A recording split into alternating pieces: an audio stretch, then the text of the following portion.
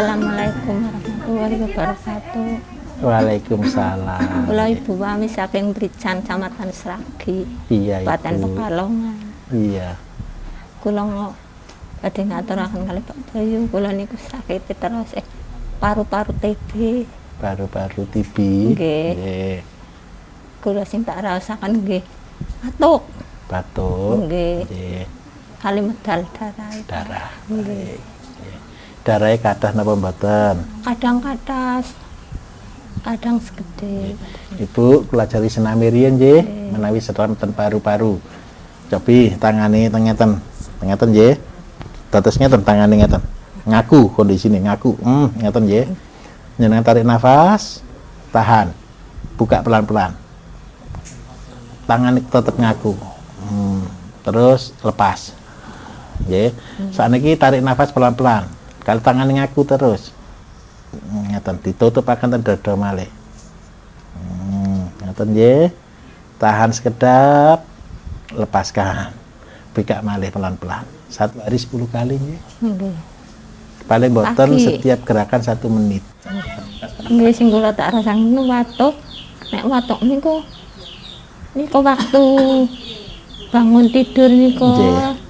subuh ngampun ngantos subuh niku Ngantos pun. injing baik. Nggih. Mangke ngeten untuk ngobatine. Yang pertama, jenengan saged milih niki sajane nek saya sajane saya BSM 11.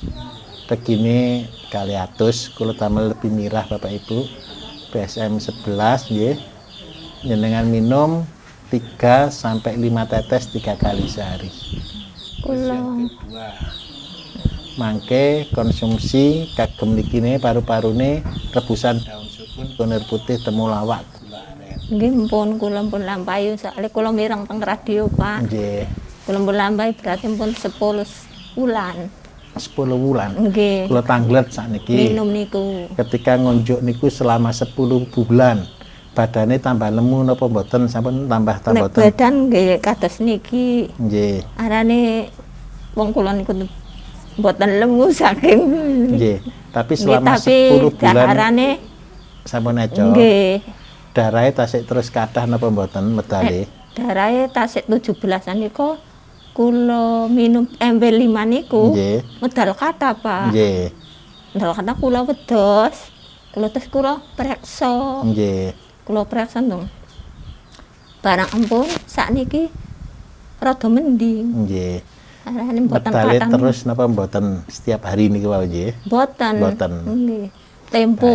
Tempo nggih. Nggih, arane tempo niku tasik tilem teng ngandhalu niku anggon kriki wonten Sesek, kleker nggih, mboten nek sesek kleker, mboten. nggih. Kleker groh niku Darah, darah nggih. Terus mangke damel nikune supados darahe mboten berkurang, kesembuhannya tetap dados jenengan konsumsi daun telo rambat warna ungu. Nggih. Lajeng nomor kalih patian kebo saged.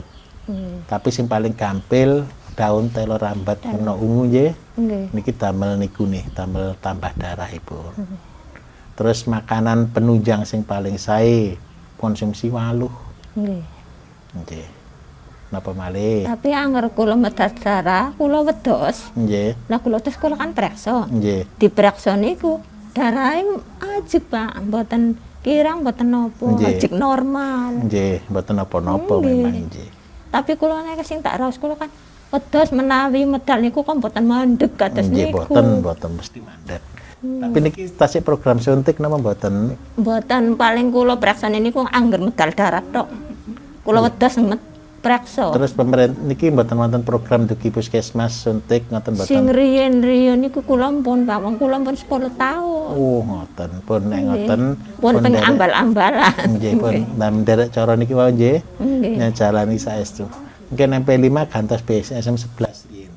Nggih. Diminum 5 tetes. Tapi tas kathah ta mboten MP5 ne? Embel lima aku malah nembe tumbas. Oh nggih, Tasik seminggu. telasaken rumiyin, makin nek telas baru gantos BSM 11 nggih. Soalnya niku kula minum niku enjang kali santen kali tetes. Oh, kirang Bu.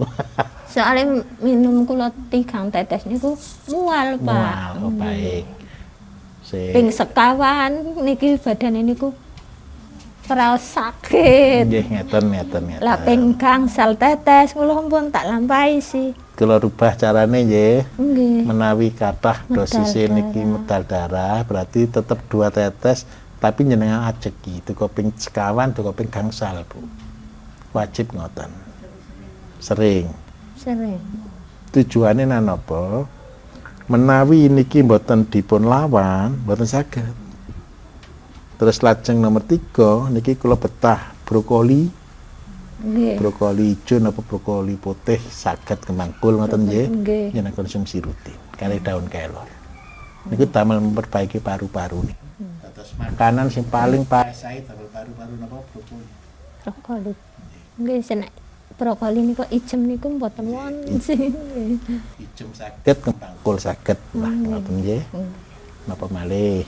Nggih pun kados niku Pak. Nggih. Terus kali berjemur nggih enjang syukur-syukur sename ngeten niki wau kali kenging matahari. Nggih. Ngoten nggih. Berjemur ta mesti kali Nggih. nggih. Napa malih sampun? Matur nuwun Pak. Sampun mugi-mugi jodoh Ibu nggih.